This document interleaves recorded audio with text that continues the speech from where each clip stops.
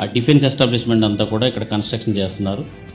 So దానికోసం అని చెప్పేసి ఈరోజు ఒక టీం వచ్చింది. ఈ టీం వచ్చి మొత్తం ఏరియా అంతా కూడా ఇన్స్పెక్షన్ చేశారు రెవెన్యూ అఫీషియల్స్తో.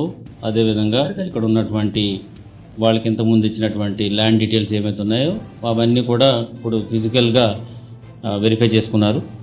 సో ఈ ల్యాండ్ మీద వాళ్ళకి కంప్లీట్ సాటిస్ఫాక్షన్ ఉంది. ఇది చాలా మంచి సూటబుల్ ల్యాండ్ అని చెప్పేసి వాళ్ళందరూ కూడా చెప్పడం జరిగింది. సో ఈ ప్రాజెక్ట్ మీ అందరికీ తెలుసు. గౌరవ ఎడ్యుకేషన్ మినిస్టర్ గారు లోకేష్ గారు ఎస్పెషల్లీ కలెక్టర్ గారికి మాకు చాలాసార్లు దీన్ని రిమైండ్ చేయడం జరిగింది. సో వాళ్ళకి ల్యాండ్ త్వరగా మనం ఇవ్వాలి, అక్కడ ఎంప్లాయ్మెంట్ లేదు, సో అక్కడ ఒక మంచి ఎంప్లాయ్మెంట్ రావాలి, అక్కడ ఇండస్ట్రియల్ క్లస్టర్ డెవలప్ అవ్వాలని వారు చెప్తూ ఉన్నారు. సో ఒకసారి రష్యాలో ఉండగా కూడా దాన్ని త్వరగా చేయాలని చెప్పేసి వారు మాకు మెసేజ్ కూడా పెట్టడం జరిగింది.